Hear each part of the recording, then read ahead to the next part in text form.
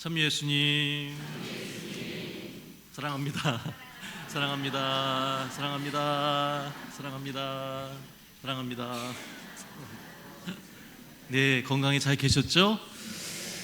예, 지난 여름에도 그랬지만 이번 겨울에도 벌써 이제 어제 우리 학사님들이 방학을 맞아서 본당으로 이제 겨울 방학 파견을 다 떠나셨습니다. 왠지 모르게 우리 신부님 20명의 상주 우리 신부님들 얼굴에 미소가 가득하고 입이 씩 벌어지고 여유가 생기는 것은 비단 학생들뿐만이 아니라 저희 우리 신부님들 또 교직원 분들도 그런 것 같습니다. 예, 그동안 참 고생이 많았던 것 같습니다. 우리 학사님들이 1년간 지난 긴 시간 동안 성장하기 위한 노력들을 부단히 또 기울이셨고 그 많은 성장을 봉헌했다는 것, 바로 여기 계신 한 분 한 분이 우리 한국교회, 저는 이제 수원신학교지만요, 저는 그렇게 생각하지 않습니다. 서울도 있고 수원도 있지만 우리 대신학교가 6군데가 있거든요. 다 모두를 위해서 여러분들이 각자 다 기도해 주시는 그 힘과 관심과 기도의 정성으로 우리 학사님들이 성장해 나가는 거, 이 재단으로 나아가고 있다는 거 참 감사드리는 일 같습니다. 예, 우리 공동체가 이제는 이 앞에 보시면은 뭐가 좀 바뀌었죠? 뭐가 바뀌었습니까? 대림환이 있고 여기에 대림초가 놓여져 있어요. 교회가 아까 새해를 맞이했다고 했는데 이 대림환이 이제 동그랗지 않습니까? 둥그런 서클이에요. 그거 뭔지 아십니까? 이거 아셔야 돼. 당연히 아셔야 돼. 시작도 없고 끝도 없다. 무시무종 돌아가는 거예요. 하느님은 시작도 없고 마침도 없으신 분이야. 영원하신 분입니다. 그런 하느님께 우리가 의탁한다는 거, 이 대림 시기에 우리에게 오실 아기 예수님을 기억하면서 그 대신 아까 말씀드린 것처럼 비워내야 돼요. 덜어내야 됩니다. 그것이 무엇입니까? 나의 이기심과 나의 절대되지 않은 욕망을 비워내고 덜어내야 됩니다. 그 비워낸 공간에 누구를 모셔야 합니까? 예수님을 모셔야 하는 것이죠. 그러기 위해서 여기 초가 이렇게 4가지가 있잖아요. 여러분도 아시죠? 당연히 짙은 이 자색, 보라색을 해서 내가 아직 때가 많이 묻었다는 얘기입니다. 그래서 내가 그 4주 동안에 대림시기의 여정을 걸어가시면서 점점 털어내고 비워내고 했을 때 어떤 색깔까지 갑니까? 흰색, 백색, 이 장배기의 색깔, 흰색, 흰옷을 입었다. 그들은 흰옷을 입은 사람들이다 라고 하시는 것처럼 우리 모두 그 흰옷을 입기 위한 준비를 하시는 것입니다. 그래서 우리가 그런 시기라는 것을 기억하시면서, 세상 사람들은 사실 그래요. 리플렉션 그걸 안 해요. 근데 그건 우리에게는 큰 하느님이라는 보물이 있다는 것입니다. 하느님의 마음에 나도 닿을 수 있다는 것, 성찰할 수 있다는 것, 얼마나 큰 보물을 갖고 있는지 여러분들은 은총 받으신 분들이다라고 이제 말씀을 드리면서 오늘 독서 복음 말씀으로 들어가 보죠. 이사야 예언자의 무덤, 아모츠의 아들 이사야라고 그랬습니다. 아모츠의 아들 이사야가 이렇게 얘기를 합니다. 자, 어디로 갑니까? 주님의 산으로 올라가자. 야곱 집안의 하느님의 집으로 라고 분명한 뭐를 얘기합니까? 목적지를, 방향을 이야기하고 있다는 것입니다. 방향을 알지 못하면요, 뭐가 됩니까? 방랑자입니다. 방랑자. 그냥 어디 정처 없이 떠돌아다니는 방랑자예요. 근데 순례자는 뭡니까? 우리 교회는요, 우리 모두 신앙인 하느님의 자녀는, 거룩한 백성인 교회는 바로 하나님께 나아가는 여정을 가고 있는 순례의 여정 중에 있다라고 얘기를 합니다. 교회 헌장에 얘기하고 있어요. 제2차 바티칸 공예 문헌에 나와 있어요. 교회 현장에 나와 있어요.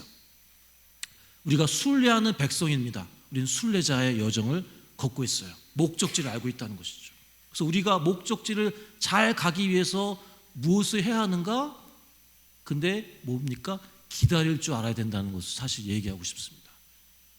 사실 예전에 스마트폰 쓰기 이전의 세대에 많이 계시는데 저도 그랬어요. 저도 옛날에 못 썼냐면 삐삐 써봤거든요. 삐삐 아세요? 삐삐 모르는 분 많은데, 예전에 삐삐도 말고 하여튼 신학교에 뭐가 있었냐면 공중전화 박스 2개가 있었어요. 공중전화 박스 왜 있습니까? 핸드폰 없고요, 삐삐 없으니까 가서 집에 전화하려고 기다리고 있어. 막 눈치 보면서 저녁 식사 이후에 막 거기서 눈치 본단 말이에요. 전화하려고.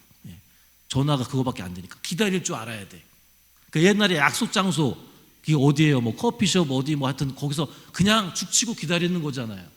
뭐 안 오면 어떻게 됩니까? 안 오면 뭐 이렇게 뭐 어긋나는 것이죠. 지금이랑은 좀 다르죠. 그런데 우리는 인내할 줄 알아야 돼요. 근데 뭘 기다리고 인내하는 것인가? 기다림의 영성에 대해서 우리가 살아볼 수 있겠죠. 학교 갈 때, 뭐 직장 갈 때 대중교통 많이 이용하시지 않습니까? 버스 시간 이제는 맞출 수 있어요. 이제 그것도 얼마나 편해요. 그 어플에, 스마트폰 어플에 버스가 언제 몇 분 뒤에 도착한다고 알잖아요.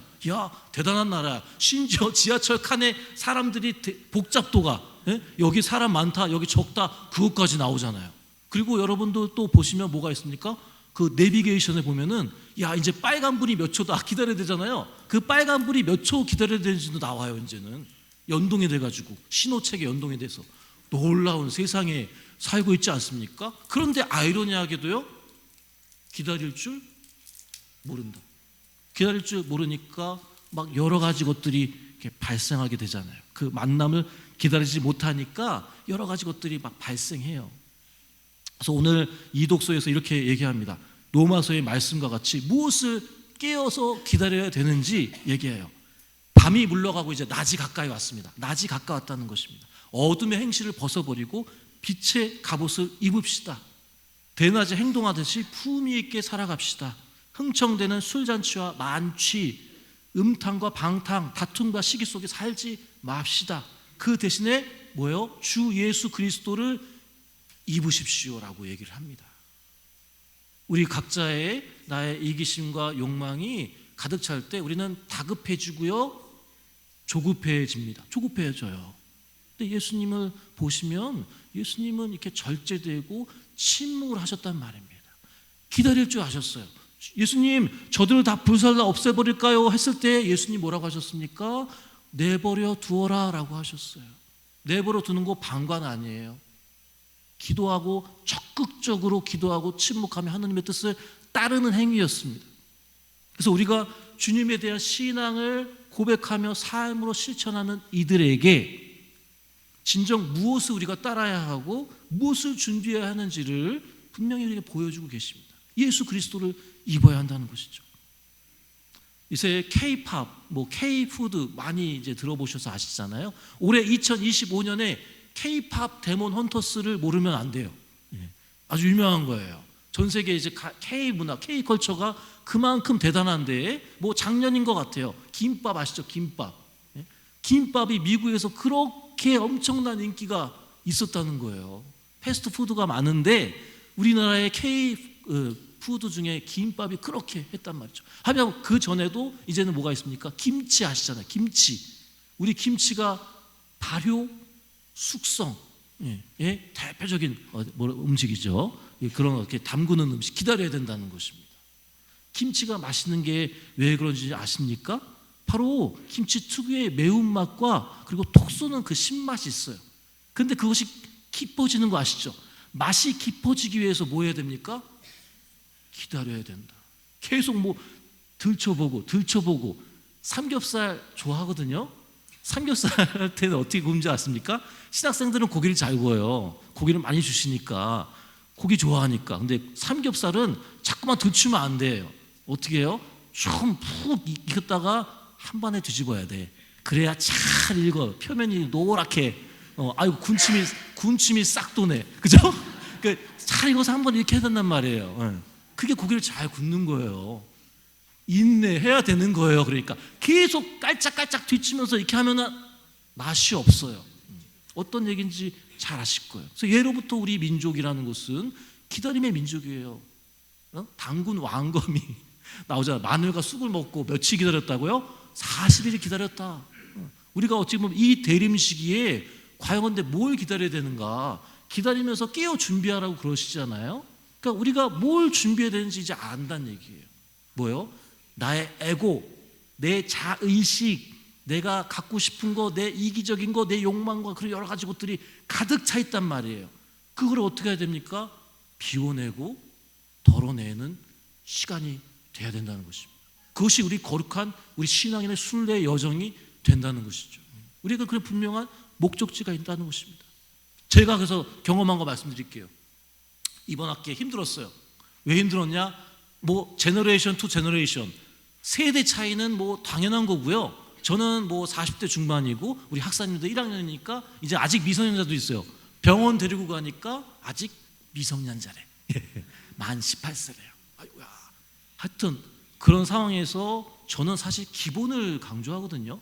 기본. 기도할 때 성물 또 이렇게 두고 기도하는 겁니다.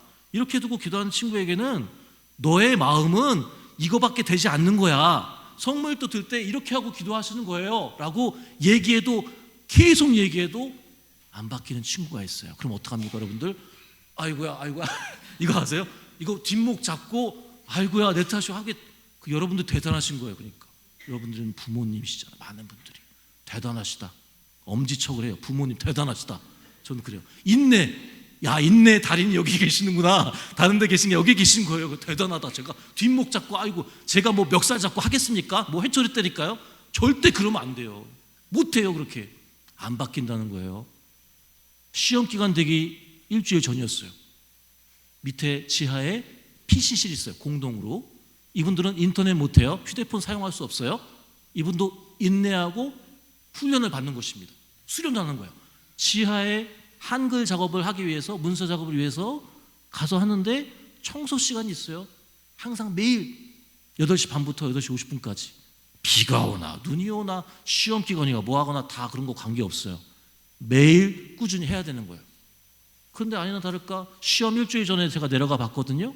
이분들은 수업 갔을 때 한번 보고 싶잖아요. 여러분들도 여러분 자녀분들의 방 한번 이렇게 보잖아요. 아이고야 또 그렇게 되는데 놀랐어요. 왜요? 깨끗한 게 아니라 의자가 20군데 있는데 널브러져 있고 컴퓨터 켜져 있고 먹은 과자 부스러기 있고. 제가 바로 점심시간에 다 불렀어요. 소송당에 불러서 뭐 하시냐고. 여러분들 지금 뭐 하냐고. 여러분 시험 공부할 자격 없고 지금 기도할 자격도 없다고. 여기 들어와서 무릎 꿇고 기도할 자격도 없으시다고 그랬어요. 제가 그래서 이런 얘기까지 했어요. 신자분들이 그거 알면, 제가 지금 그래서 여는 거예요. 오픈하는 거야. 그래서 그렇게 알면 여러분들 참 학사님하고 인사하겠습니다 라고 얘기했어요. 제가 거기서 무릎 꿇고 기도하면서 5일 동안 점심시간에 가가지고 성체조배 하라고 하셨어요. 무릎 꿇고 기도하시고 20분씩 매일 가서. 그러면서 여기다가 써오라고 했어. 각자 손으로 내가 정화해야 될 게 무엇인지, 비워내야 될 게 뭔지 적으라고 했어요. 그러면서 제가 그거 받았잖아요. 받은 다음에 그분들한테 고백을 했어요. 강의실 가가지고. 여러분 제2롯데월드 타워가 몇 층인 줄 아십니까? 똑같이 물어봤어요. 몇 층이게요? 123층이래요. 제가 여러분들에게 그 123층보다 높은 바벨탑을 쌓아서 그런 기대치를 갖고 있었답니다. 그것이 하나도 돌 하나도 남지 않고 다 무너져 내렸습니다 라고 얘기를 했어요. 그건 뭡니까? 제가 제 인간적인 욕심, 양성한답시고 욕심을 가지고 있고 제가 마치 벌써 사제가 된 것처럼 생각을 했다는 거예요. 기다리지 못했다는 겁니다. 뼈아픈 자기 반성을 고백하게 됐어요. 다시 시작하자 그랬어요. 제가 다시 0에서부터 시작하십시오. 저도 그렇게 하겠습니다. 제가 감히 여러분들을 100 이상으로 봤어요. 죄송해요. 다시 0에서부터 시작합시다. 괜찮아요. 지금부터 하면 돼요 라고 얘기했습니다. 여러분들은 이미 그렇게 하셨잖아요. 저의 선배님들이니까. 그것이 참 어렵더라고요. 무너졌어요. 돌 하나도, 자원 예물도 남기지 않고 아무도 무너졌다, 성전이 무너졌다고 누가 하셨습니까? 예수님이 그렇게 하셨어요. 그런데 뭐라고 하셨습니까? 사흘 만에 다시 세우겠다고 하셨어요. 야, 놀라운 일, 이게 놀라운 일이에요. 사흘 만에 그분은 다시 세우시는 분이에요. 그러니까 기적이에요. 그거는. 그리고 우리가 기다려야 한다는 겁니다. 주님은 그렇게 나를 내요. 나 자신 누구 할 것 없어요. 나한테 가야 됩니다. 나를 그렇게 지금 이 시기에 대림초를 켜놓고 우리를 기다리신다는 겁니다. 주님께서. 그래서 우리가 해야 될 게 있어요. 이제 마지막으로 뭐가 있습니까? 딱 해야 될 거 뭔지 아시죠? 아까도 10분 제가 고해성사 함께 했었는데 성사 보셔야 돼. 고해성사를 하셔야 돼. 근데 정말로 이번에는 남 탓하지 말고, 남편 탓하지 말고, 아내 탓하지 말고, 직장 상사 탓하지 말고 제발 내 마음을 하느님께 겸손되이 고백하셨으면 좋겠다는 거예요. 정말로 진정한 고해가 이루어졌으면 좋겠다. 모르겠습니다. 이것도 저의 기대치가 높은 건지는 모르겠어요. 하지만 여러분들은 하실 수 있어요. 예, 저는 그렇게 믿습니다. 저도 그렇게 해야 되고 할 거고 여러분들도 하실 수 있습니다. 그래서 우리가 진정으로 우리를 기다려주시는 주님께 마음을 열고 우리도 거기에 이 방향 지어진 우리의 고백을 마음 열어서 할 수 있도록 이 미사 중에 함께 또 기도하셨으면 좋겠고요. 그래서 아기 예수님 성탄을 우리 깨끗이 비워낸 비움이에요. 우리가 뭘 진짜 아이러니하게도요, 역설적이게도 4주 동안 뭐 채우라는 게 아니라 비워내야 된다는 거예요. 놀랍게도 세상은 가지려고 하고 움켜쥐려고 하고 소유하려고 하지만 우리는 비워내야 예수님을 채울 수 있는 것입니다. 놀라운 신앙의 역설입니다. 그래서 그것을 하실 수 있도록 하고요. 그래서 우리가 화답성으로 강론을 마치고자 합니다. 이렇게 우리가 외쳤네요. 기뻐하며 주님의 집으로 가리라.